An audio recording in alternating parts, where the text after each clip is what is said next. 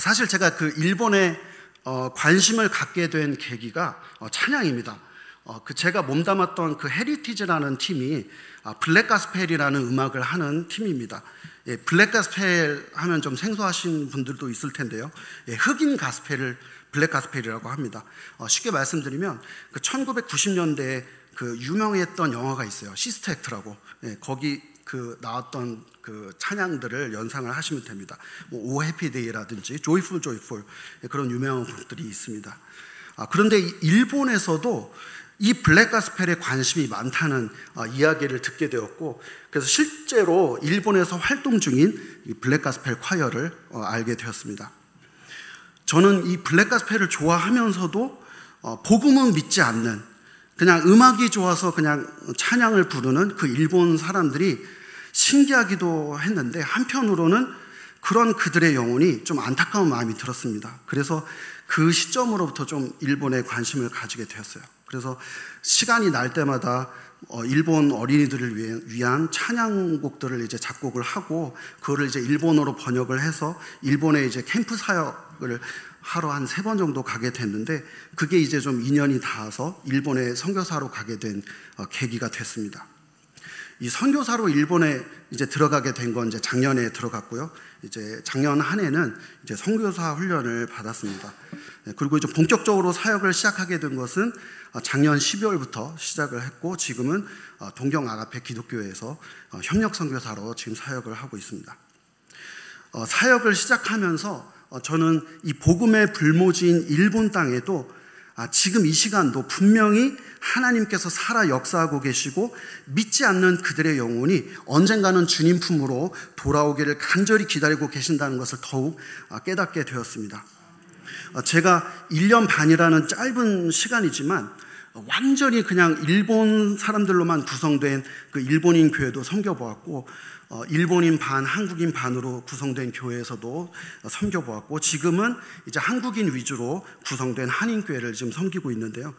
정말 많은 분들이 그 일본 땅을 위해서 아직도 기도를 하고 계시고, 또 일본 땅에서 예배를 드리면서 신앙인으로 살면서 그 땅을 지키면서 살고 계십니다. 그 메마른 땅에 하나님께서는 계속 예배하는 자들을 보내고 계십니다. 아브라함이 소돔 땅을 위해서 간구를 하면서 거기서 의인 10명만 있어도 그 10명으로 인해서 하나님께서 그 땅을 멸하지 아니하시겠다는 그 하나님의 말씀 기억하시죠? 기독교인의 인구가 1%도 되지 않는 그 일본 땅에 하나님께서는 계속 그 한국인들의 유입을 늘리시고, 그 중에서도 예배하는 자들을 늘리시고, 그 땅에 하나님을 예배하는 일을 멈추지 않게 하시는 것을 보면서, 하나님은 아직도 일본의 그 수많은 영혼들에게 복음을 믿을 수 있는 기회를 끊임없이 주시고, 아직도 좌우를 분별하지 못하는 그 니네의 백성들을 기다리셨던 것처럼 그렇게 기다리고 계심을 보았습니다. 오늘 말씀의 주제가 하나님의 나라인데요, 이 하나님의 나라, 천국이라는 것은 무엇일까요? 예수님께서는 이 천국은 마치 여자가 가루 서말 속에 갖다 넣어서 전부 부풀게 한 누룩과 같다, 그렇게 말씀을 하셨습니다. 이 빵이 부푸는 이유는 반죽 안에 팽창제를 넣기 때문인데요, 이 팽창제로 사용되는 이스트는 이 곰팡이 종류의 생물인데, 이 이스트가 호흡을 하면서 이산화탄소를 발생시키게 되고, 이 때문에 빵이 부풀게 되는 것입니다. 이 빵이 부풀어 오르면 오를수록 더 먹음직스러워지고 더 맛있어집니다. 하나님께서는 천국이 이렇게 커다랗게 부풀어 오르는 것을 꿈꾸십니다. 하나님의 성품을 닮은 주님의 백성들이 점점 더 많아지고, 그 많아진 주의 백성들이 하나의 큰 나라를 이루는 그 모습을 하나님께서는 꿈꾸고 계십니다. 지금은 교회의 이미지가 예전과 같지 않고 사람들에게 기피 대상이 되었습니다. 일본도 전도하기가 정말 굉장히 어렵고 쉽지 않지만, 오늘날의 한국도 마찬가지로 전도가 어려운 것 같습니다. 그만큼 기독교의 이미지가 많이 실추가 된 것 같습니다. 하지만 그럼에도 불구하고 여전히 이 세상의 소망은 교회입니다. 왜냐하면 하나님은 지금도 여전히 하나님의 나라가 계속 부풀어 오르기를 꿈꾸고 계시기 때문입니다. 하나님은 다른 곳이 아닌 이 교회를 통해 하나님의 나라를 확장시키시기 원하시기 때문입니다. 그래서 예수님은 특별히 이 하나님의 나라에 대해서 말씀하시는 것을 중요하게 생각을 하셨습니다. 예수님께서 공생애를 3년 동안 사셨는데 예수님께서 사역을 시작하실 때와 마치실 때의 말씀이 동일하십니다. 뭐냐면 천국, 바로 하나님에 대한 말씀을 하셨습니다. 예수님께서 공생애를 시작하시면서 제일 먼저 선포한 복음이 바로 하나님의 나라에 대한 복음입니다. 마가복음 1장 14절 15절에 요한이 잡힌 후 예수께서 갈릴리에 오셔서 하나님의 복음을 전파하여 이르시되 때가 찼고 하나님의 나라가 가까이 왔으니 회개하고 복음을 믿으라. 이렇게 하나님의 나라를 선포하시면서 공생애를 시작하셨고, 그리고 마지막에 예수님께서 부활하시고 이 땅을 떠나시는 그 마지막 순간에도 하나님의 나라를 선포하셨습니다. 사도행전 1장 3절에 그가 고난받으신 후에 또한 그들에게 확실한 많은 증거로 친히 살아계심을 나타내서 40일 동안 그들에게 보이시며 하나님 나라의 일을 말씀하시니라. 이렇게 예수님은 공생애를 시작하시자마자 하나님의 나라가 가까이 왔다고 선포하시고 십자가에 달리시고 부활하셔서 떠나가시기 마지막 이 땅에서의 40일 동안 하나님의 나라의 일을 선포하셨습니다. 이렇게 주님께서는 처음에 사역을 시작하실 때도 사역을 마치실 때도 하나님 나라의 복음을 선포하셨습니다. 하나님은 지금도 하나님의 나라가 계속 확장되는 것을 원하시고 그것을 위해 일하시는 하나님이십니다. 이 하나님의 나라는 헬라말로 바실레야 투데우라고 하는데요, 흔히 나라라고 하면은 영토 개념으로 생각을 합니다. 그런데 이 하나님의 나라는 영토의 개념이 아닙니다. 이 사람들은 전통적으로 내세의 개념이 있습니다. 그래서 죽어서 가는 세계, 그 불교 용어로 천당이란 말이 있는데 이 천국이 천당이랑 뒤섞여 쓰이면서 예수님께서 원래 말씀하신 그 하나님 나라의 개념을 제한시켜 놓았습니다. 그래서 자꾸 육신의 생활과 그 신앙생활을 따로 구별해서 생각하게 되는 것입니다. 교회에서 예배드리는 것만 신앙생활이고 직장이나 사업장에서 하는 일들은 육신의 일이라고 생각을 합니다. 그런데 성경이 말씀하시는 하나님의 나라는 영토의 개념이 아니라 주권의 개념입니다. 하나님의 지배, 통치, 정치, 주권이 바로 하나님 나라의 개념입니다. 오늘 본문 말씀을 보시면 어느 날 바리새인들이 예수님께 물어봅니다. 하나님 나라가 임하는 시기에 대해서 물어봅니다. 그때 예수님께서 이렇게 대답을 하십니다. 하나님의 나라는 볼 수 있게 임하는 것이 아니요 또 여기 있다 저기 있다고도 못하리니 하나님의 나라는 어디 안에 있느니라? 너희 안에 있느니라. 이렇게 말씀하셨습니다. 우리가 주기도문으로 기도할 때도 이렇게 기도하죠. 나라에 임하옵시며 이렇게 기도합니다. 이 기도는 뜻이 하늘에서 임한 것 같이 땅에서도 이루어지이다, 이 기도를 먼저 이해를 해야 됩니다. 이 하늘에서 임한 것 같이 땅에서도 이루어지이다 라는 뜻은 하나님의 뜻은 이미 하늘에서는 다 이루었다, 이 말씀입니다. 이미 하나님의 주권은 시작되었다는 겁니다. 하나님의 나라는 이미 하늘에서 이루어졌습니다. 그리고 그 하나님의 나라는 우리 안에 이루어진 것입니다. 때문에 예수님께서는 하나님의 나라는 너희 안에 있느니라 이렇게 말씀하셨습니다. 이 주기도문에서 이 기도의 의미는 우리의 가정이 하나님의 주권 아래 있으면 내 가정이 하나님의 나라가 되는 것이고, 우리 교회가 하나님의 주권 아래 있으면 우리 교회가 하나님의 주권, 하나님의 나라가 되는 것이고, 우리 나라가 하나님의 주권 아래 있으면 우리 나라가 하나님의 나라가 되는 것입니다. 그동안 우리는 하나님의 나라에 대해서 영토의 개념으로만 생각을 했습니다. 하나님의 성전이라고 하면 우리는 그냥 건물을 먼저 생각을 했습니다. 교회라고 하면 교회의 건물을 먼저 생각을 했습니다. 그러나 이제는 하나님의 나라를 주권적 개념으로 생각을 해야 합니다. 지금 여러분들이 계신 바로 그곳이 하나님의 나라가 될 수 있는 것입니다. 예수님께서 선포하신 첫 설교가 하나님의 나라가 가까이 왔으니 회개하고 복음을 믿으라 이렇게 말씀을 하셨던 것처럼 천국은 이미 가까이 왔습니다. 때문에 우리는 이 땅에서도 마치 천국에 있는 것처럼 천국 생활을 해야 합니다. 주기도문에서 나라가 임하옵시며, 이 기도는 무엇을 위한 기도입니까? 바로 우리 한 사람 한 사람이 하나님 나라의 영광에 동참을 해야 한다는 말씀입니다. 예수님께서 바리새인에게 이 땅에서 이루어야 할 하나님의 나라를 말씀하신 것은 이유가 있었습니다. 그들이 세상에만 관심이 있었기 때문입니다. 예수님께서 바리새인들에게 하나님의 나라는 너희 안에 있느니라 이렇게 하신 말씀은 하나님의 사람들이 이 세상에서 이루어야 할 삶의 방식을 말씀하신 것입니다. 즉 하나님의 나라는 하나님의 백성들의 생활 속에서 이루어진다는 것입니다. 하나님의 나라의 개념은 영토가 아니라 주권의 개념이기 때문에 하나님께서 우리의 삶에 개입하시도록, 우리의 삶을 하나님이 다스리시도록 해야 하는 것입니다. 주는 나의 피난처라는 책을 쓴 코리 텐 붐이라는 분이 계십니다. 그녀의 가족은 제2차 세계대전 당시에 네덜란드에서 유대인들을 숨겨준 죄로 가족들이 모두 독일군에게 체포되어서 강제 수용소에 갇혔습니다. 처음에는 그냥 독일이라는 먼 곳에서 유태인들이 박해를 받고 있다는 그냥 소식만 들었습니다. 마음은 아팠지만 먼 곳에서 일어나는 일이기 때문에 어떻게 할 수 있는 일이 없었습니다. 그런데 나중에 네덜란드가 독일에게 점령을 당한 후에 그녀의 가족은 우리가 인간의 법을 따르지 말고 하나님의 법을 따르자, 하나님의 뜻을 따라서 그분의 백성들을 보호하자 이렇게 결심을 했다고 합니다. 그래서 어렵게 네덜란드의 그 지하운동 조직 출신의 건물 안전점검 요원을 집으로 들여서 집을 개조해가지고 그 침실의 일부를 비밀의 방으로 만들어서 가짜 벽을 세우고 골방을 만들었습니다. 그리고 유태인들을 받아들였습니다. 그래서 항상 7명의 유태인들이 늘 거주했고 독일군 병사들이 그녀의 집으로 들이닥쳤을 때마다 그 비밀의 방에 숨어서 위기를 면했습니다. 그런데 아마도 누군가가 제보를 해서 그 사실이 발각이 되게 됩니다. 그래서 코리와 그녀의 아버지와 언니가 체포가 돼서 유태인 수용소로 보내졌습니다. 그런데 그 집에 있던 유태인들은 그 비밀의 방에 있어가지고 체포되지 않았다고 합니다.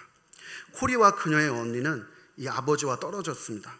그리고 라벤스 브리크라는 그 여성 집단 수용소에 갇히게 됐습니다. 그곳에서 상상을 초월하는 고통을 겪게 되었고 하루 11시간씩 노동을 했습니다. 그런 가운데서도 코리는 예배를 드렸습니다. 수용소 내 그 막사에서 고통당하는 그 수용소 내 그 여성들을 모아서 성경을 읽어주었습니다. 그들이 네덜란드 말로 성경을 읽으면 중간에서 다른 그 나라 사람들이 여러 나라 말로 이제 통역을 해줬습니다. 결과적으로 막사에 많은 여인들이 그 고통 가운데서 예수님을 믿고 알게 되었습니다. 그런데 아버지와 언니는 결국 그 가혹한 고문을 이기지 못하고 수용소에서 숨지고 말았습니다. 그런데 이 코리 텐 붐 여사는 이 독일군의 그 사무 착오 때문에 석방이 됐어요. 그녀는 이제 석방이 된 후에도 이제 신학교에 가서 공부를 하고 목회자가 돼서 복음을 전했습니다. 그런데 어느 날 복음을 전하는데 음성이 들렸대요. 어떤 음성이, 하나님의 음성이 들렸냐면 독일은 전쟁을 일으킨 민족이다. 그래서 그들이 지금 큰 상처를 입고 있다. 그들에게 가서 복음을 전하라. 이런 음성이 들렸다고 합니다. 이 코리 텐 붐 여사는 이렇게 하나님께 말씀을 드렸대요. 하나님께서 가라고 하시면 어디든 가겠습니다. 그러나 독일만큼 좀 빼주십시오. 그 나라는 아버지와 언니를 죽인 나라입니다. 이렇게 말을 했습니다. 그러니까 하나님께서 사랑하는 딸아, 내가 나를 저주하고 욕하고 등진 사람들을 위해서 십자가를 친 것을 기억하라. 네가 진정으로 나의 딸이면 독일 사람들에게 가서 복음을 전하라. 이렇게 말씀을 하셨다고 합니다. 그래서 이 코리 텐 붐 여사는 이 성령님의 그 말씀을 듣고 순종해서 독일에 가서 복음을 전했다고 합니다. 코리 텐 붐은 감옥 속에서도 하나님의 나라는 이곳에 임했다라는 것을 증명했습니다. 마찬가지로 그녀의 원수의 나라라고 할지라도 그곳에서도 하나님의 나라는 이곳에도 임했다라는 것을 증명했습니다. 하나님의 나라는 영토의 개념이 아니라 장소의 개념이 아니라 하나님의 뜻이 이루어지는 바로 그곳이 바로 하나님의 나라입니다. 예수님께서 공생애를 시작하실 때는 헤롯이 권력을 잡고 있었습니다. 헤롯이 이 땅의 주권자로 권력을 행사하고 있었습니다.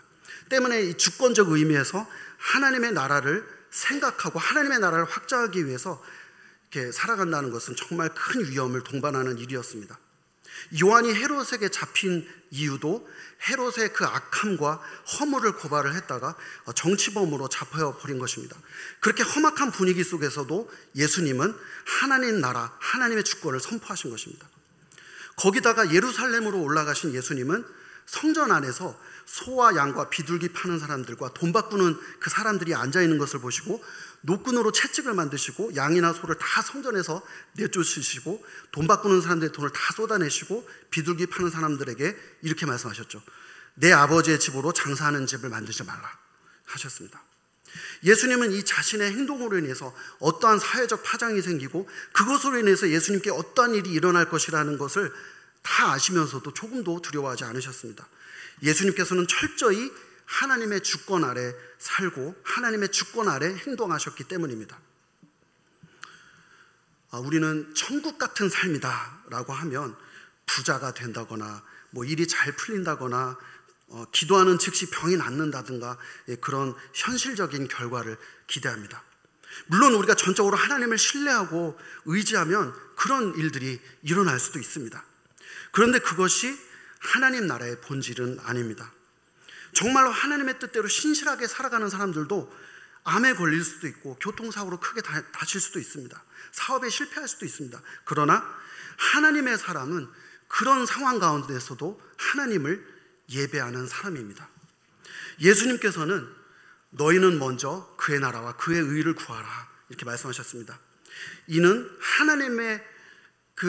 하나님을 나의 삶의 최우선으로 삼고 그 뜻을 따르는 그 삶을 의미합니다. 나의 상황이 어떠한 상황 가운데 있다 할지라도 그것과 상관없이 먼저 그의 나라와 그의 의를 구하는 삶을 살아야 하는 것입니다. 또한 주기도문에서 아버지의 나라가 임하시며 뜻이 하늘에서 이룬 것 같이 땅에서도 이루어지이다 이렇게 기도하라고 가르치셨습니다. 즉 우리는 하나님의 뜻이 이 땅에서 이루어지도록 그렇게 살아가야 합니다. 꼴찌 없는 운동화라는 동화책이 있습니다. 이 책은 용인 제일초등학교에서 벌어진 실화를 바탕으로 만들어졌는데요. 이 용인 제일초등학교의 6학년 2반에는 연골무형성증이라는 신체적인 장애를 안고 있는 김기국이라는 아이가 있었는데 이 기국이가 운동회에서 달리기만 하면 매번 꼴찌를 도맡아 했다고 합니다. 그래서 운동회가 되면 달리기에 나가기가 싫었다고 합니다. 그래서 이 기국이의 친구들이 기국이를 보면서 기국이를 위해서 우리가 뭔가를 하자 이렇게 생각을 합니다. 그것은 바로 기국이와 함께 다 같이 꼴찌로 들어가자 그런 생각이었습니다. 그래서 기국이를 앞지르지 않고 나란히 일렬로 이렇게 천천히 뛰어가는 거죠. 그래서 꼴찌 없는 운동회가 되었다 그런 이야기입니다. 그래서 이제 기국이는 이제 운동회가 지우고 싶은 기억이 아니라 친구들과 함께 손잡고 달린 잊지 못할 날이고 행복한 날이 되었습니다.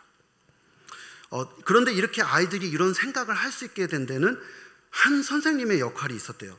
이 학교에 정희옥 선생님이라고 계셨는데 이 선생님이 이 학생들이 5학년 때도 이제 담임 선생님이었는데 그때 그 운동회에서 기국이가 다른 친구들보다 많이 뒤처지니까 옆에서 함께 뛰어주시면서 끝까지 포기하지 말라고 이 선생님이 격려해 주시고 늘 장애를 겪고 있는 친구와 함께 살아가는 법을 이렇게 가르쳐 주셨다고 해요. 그래서 이 아이들이 그 선생님의 그 따뜻한 그 마음을 본받아서 이렇게 아름다운 운동회의 모습으로 나타났다고 합니다. 이 땅에서도 우리가 하나님의 나라가 이루어지기 위해서 하나님의 주권이 이 땅 위에 임하시기를 위해서 천국과 같은 삶을 살아가기 위해서는 우리는 실천하는 삶을 살아가야 한다는 것입니다. 특별히 하나님의 사랑을 실천하는 삶을 살아야 합니다. 지금은 더더욱 영토로서의 교회의 이미지가 중요한 것이 아니라 삶으로서 보여지는 교회의 이미지가 더 중요한 시대인 것 같습니다. 기국이에게 반 친구들의 운동회의 기억을 불행한 기억이 아니라 행복한 기억으로 바꾸어 준 것처럼 교회가 불행한 사람들의 기억을 하나님의 사랑으로 행복한 기억으로 바꾸어주는 곳이 되어야 합니다. 그러기 위해서는 우리가 하나님의 사랑을 실천하는 것이 중요합니다. 하나님의 나라가 임한다는 것은 하나님께서 일하신다는 것이고 하나님께서 일하시는 곳에는 반드시 하나님의 사랑이 나타나게 되어 있습니다. 그것을 우리가 실천으로 보여주어야 한다는 것입니다. 에베소서 2장 20절에서 22절 말씀을 보시면 너희는 사도들과 선지자들의 터 위에 세우심을 입은 자라 그리스도 예수께서 친히 모퉁이 돌이 되셨느니라. 그의 안에서 건물마다 서로 연결하여 주 안에서 성전이 되어가고 너희도 성령 안에서 하나님의 거하실 처소가 되기 위하여 예수 안에서 함께 지어져 가느니라 말씀하셨습니다. 이 말씀에서 우리가 성전이 되어간다 이렇게 말씀하셨습니다. 그리고 하나님의 거하실 처소가 되기 위해 예수님 안에서 우리가 함께 지어져 간다 이렇게 말씀을 하셨습니다. 하나님의 나라는 이 땅에서 완전하게 이루어지는 것이 아니라 계속적으로 이루어져 가고 있습니다. 즉 완성될 때가 또 따로 있다는 것이죠. 그 완성은 언제일까요? 바로 예수님이 재림하실 때 새 하늘과 새 땅에서 이루어질 것입니다. 바로 우리가 갈 나라 영원한 천국이 있습니다. 이 땅에서 우리가 하나님의 나라를 우리의 삶 가운데 이루어가는 것도 그런 삶도 참 중요하지만 앞으로 우리가 죽음 이후에 가야 할 천국의 삶도 더 중요하다는 것입니다. 이 땅에서는 아직 완성된 것은 아무것도 없습니다. 왜냐하면 이 세상 자체가 불완전한 세상이기 때문입니다. 유한한 세상이기 때문입니다. 완성은 새 하늘과 새 땅이 이루어질 때 완성이 되는 것입니다. 천국을 만들어가고 있는 과정인 것이지 이 땅에서 천국을 만들고 끝이 아니라는 것입니다. 이 땅에서 완전한 것은 아무것도 없습니다. 다 제한적이고 유한한 것입니다. C.S. 루이스가 쓴 엄청난 이혼이라는 제목의 작품이 있습니다. 그 작품에서 이 사람들은 처참한 지옥 같은 세상에서 살고 있습니다. 엄청나게 뜨겁고 날마다 막 비가 오고 거리는 언제나 어둡습니다. 하루도 거기에 살고 싶지 않은 환경입니다. 그런데 하나님께서 빛나는 천국으로 갈 수 있는 방법을 만드셨어요. 천국행 전기버스를, 셔틀버스를 보내주셨어요. 그래서 매 시간마다 떠나기 때문에 기회는 계속 있습니다. 그런데 놀라운 것은 그렇게 막 절망적인 땅에 살면서도 사람들이 그 버스를 안 탄다는 거예요. 타는 사람이 없고 대부분의 사람들이 버스 정류장에 나오기는 합니다. 시간을 맞춰서 나오는데 그 버스에 올라타지 않는다는 것입니다. 요금도 무료입니다. 누구나 탈 수 있습니다. 그런데 그들은 정거장에 나와서 이렇게 생각을 하면서 안 탄다고 합니다. 저쪽으로 가면 못할 일이 많아진다. 남의 흉을 보던 즐거움도 없어지고 약간의 재주로 어리석은 인간들의 박수를 보고 보스 노릇할 만족도 없어진다.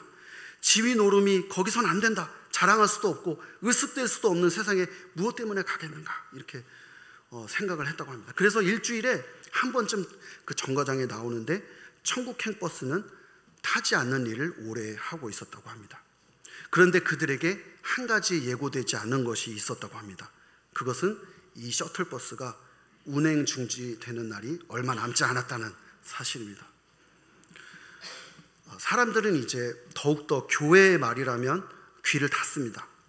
교회를 다니면 뭐 즐길 거리가 더 없어진다라고 생각하는 이유도 있겠지만 그것에 더하여서 이젠 교회가 기피 대상이 된 지 오래됐습니다.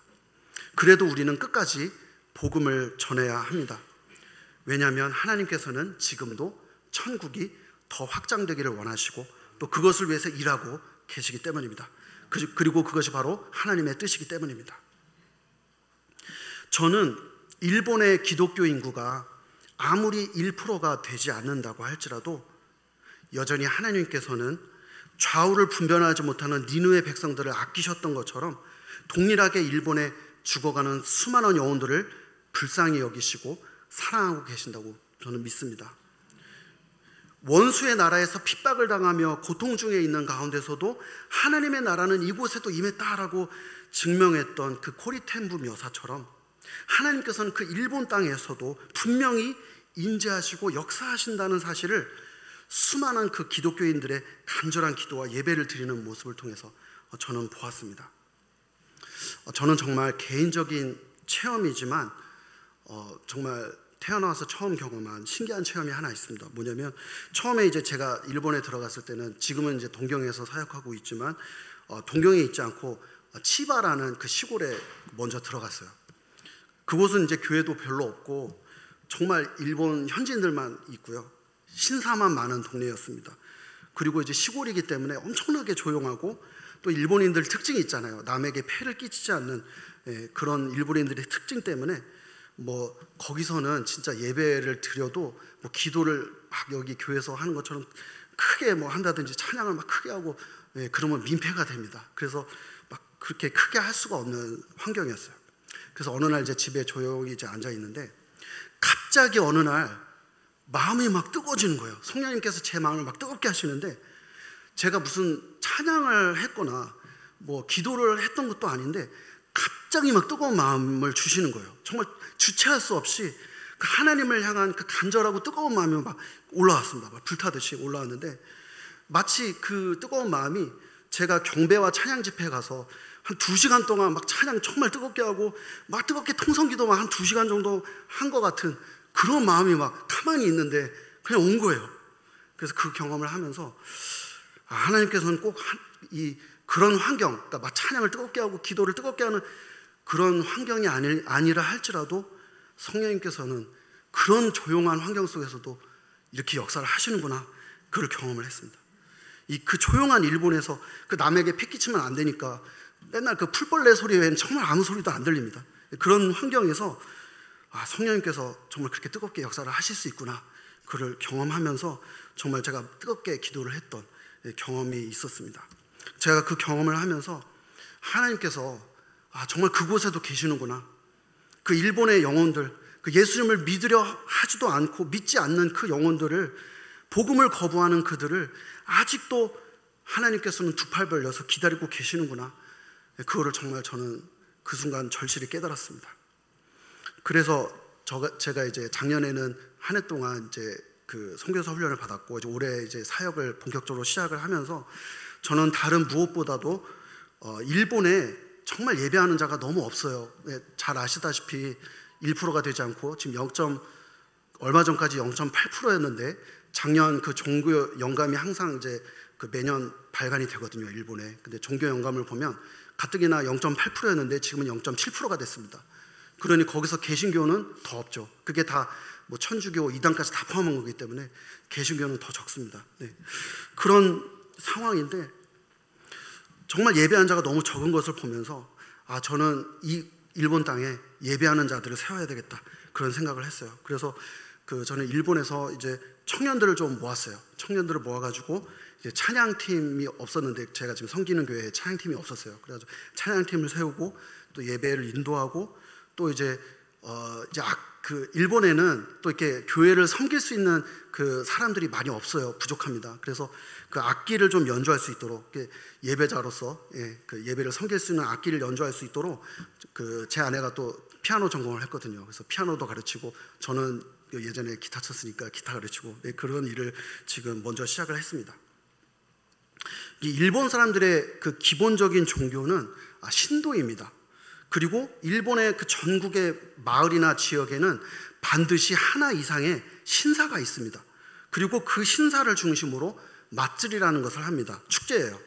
그래서 이 일본인들의 종교인 신도, 그리고 지역마다 반드시 있는 신사, 그리고 매해 열리는 그 맞祭이가 그 일본 사람들의 영혼 깊은 곳을 다 지배를 하고 있습니다. 겉으로 보기엔 일본 사람들이 굉장히 무종교인인 것처럼 보입니다. 뭐 종교가 없는 사람처럼 보이고, 뭐 맞祭이 하는 것도 그냥 문화적으로 하는 것처럼 보여요. 신사 가는 것도 뭐 그냥 뭐 재미삼아 가는 것 같습니다. 그런데 그 내면 깊은 곳으로 들어가 보면 그들의 그 신에 대한 개념, 그리고 그들의 그 종교인 신도가 그들의 생활과 정신과 그 영혼에 아주 깊게 뿌리가 박혀 있어요. 때문에 그들을 하나님을 예배하는 자들로 바꾼다는 것 자체가 굉장히 쉽지 않은 과제입니다. 어쩌다 이제 전도가 돼서 그분들은 이제 한 명 전도하기도 어렵잖아요. 그래서 이렇게 전도를 어렵게 했어요. 그런데 이제 그 사람이 이제 신앙생활을 시작을 하잖아요. 그런데도 불구하고 집안에 있는 그 부족 하나 떼는 거를 무서워해요. 이거 떼면은 그 악한 일이 자기한테 일어날까봐, 그런 지금 상황입니다. 신도가, 왜냐하면 이제 신도가 그들의 영혼을 깊게 지배를 하고 있기 때문에 아무리 기독교인이 되어도 막 그 예전의 습관을 버리지 못합니다. 그래서 저는 이 오래전부터 하나님을 예배하는 것에 훈련이 잘 되어 있는 이 한국인들이 일본의 교회를 많이 세우고 일본에서 예배를 꾸준히 드린다면, 그 한인교회들을 통해서 일본인들을 전도할 수 있고, 또 하나님을 예배한다는 것이 어떤 모습인지를 그 한국인들의 그 예배를 통해서, 그 예배를 잘 드리는 그 한국인들을 통해서 경험케 할 수 있고, 그들도 그렇게 예배 드릴 수 있도록 변화시킬 수 있다고 저는 생각을 하고 있습니다. 물론 우리 한국인들도 문제가 없는 것은 아닙니다. 교회도 세속적으로 변한 지 오래되었고, 또 진실되지 못한 예배자의 모습도 있고, 뭐 이중적인 신앙생활 그런 모습도 있는데, 한국인들도 참 그런 기독교인들의 신앙을 바라보면 참 부족한 부분들이 많이 있습니다. 그런데 일본인들은 더한 거예요. 네, 아예 그냥 뿌리와 토양 자체가 다릅니다. 예, 국가 신도에 의해서 철저하게 그 신도 중심의 삶으로 세팅이 돼 있어요. 그들은 누가 말하지 않아도, 제가 그 작년에 처음으로 이제 송구 영신 예배를 이제 교회에서 드리고 이제 카운트다운까지 했어요. 19, 87, 65, 4, 3, 2, 1 하면서 와 하면서 이제 예배를 드리고 나왔어요. 근데 나왔는데 깜짝 놀랐어요. 그 교회 옆에도 신사가 있는데 거기부터 줄이 쫙 서 있는데, 어디까지 서 있냐면 전철역 앞까지 서 있어요. 쫙 서 있는, 예, 그게 바로 일본 사람들입니다. 네, 이 신도 중심의 삶이 완전히 세팅이 돼 있어요. 누가 말하지 않아도 그냥 자발적으로 갑니다. 그런데 한국 사람들은 어떻습니까? 네, 예배 정말 열심히 드리죠. 새벽기도부터 해가지고 수요예배, 오늘도 수요예배 오셨잖아요. 금요기도에 주일예배 막 열심히 드립니다. 예배를 정말 사랑하는 민족인 것 같아요. 네. 아마 이미 기독교 예배가 잘 훈련되어 있는 민족이, 한국이 제일 잘 훈련되어 있는 민족이 아닌가 싶습니다. 네. 그래서 저는 한국인들이 그 일본인들에게 예배자의 모습을 정말 잘 보여줄 수 있는 그런 가장 좋은 샘플이라고 저는 생각을 합니다. 그래서 저는 이 사역을 좀 계속 하려고 합니다. 그래서 예배자들을 세우고 그들을 통해서 참된 예배의 기초를 세우고 그 예배에 일본인들을 계속 전도하고, 그래서 나중에는 일본인들 스스로 예배를 드릴 수 있도록, 예, 그렇게 만드는 사역을 하려고 합니다. 이 사역에 잘 열매를 맺어서 일본의 많은 그 믿지 않은 영혼들이 주님 앞에 돌아오는 역사가 있을 수 있도록, 그리고 또 고령화가 되고 무목교회가 많아지고 있는 그 일본 교회에 다시 한번 부흥하는 역사가 있도록 기도를 부탁을 드립니다. 그리고 이제 일본의 그 복음화가 될 때까지 저희 가족이 또 잘 쓰임받을 수 있도록 기도를 부탁드립니다. 그리고 또 홀로 남아 계시는 저희 어머니를 위해서도, 네, 기도를 부탁드립니다. 오늘 말씀을 정리를 하도록 하겠습니다. 하나님께서는 하나님의 나라가 확장되는 것을 위해서 일하십니다. 그런데 하나님의 나라는 영토적인 개념이 아니라 주권적인 개념입니다. 예수님께서는 하나님의 나라는 너희 안에 있느니라 이렇게 말씀하셨습니다. 때문에 우리의 삶의 현장들이 모두 다 하나님의 주권 아래에서 우리의 가정이, 직장이, 교회가 하나님의 나라가 되도록 해야 합니다. 그러나 하나님의 나라는 완전히 이루어지지 않았습니다.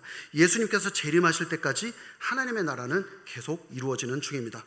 이 땅에서의 주권적 개념의 하나님의 나라도 중요하지만 또 하나님의 나라가 완성되어지는 날은 바로 예수님께서 재림하실 때입니다.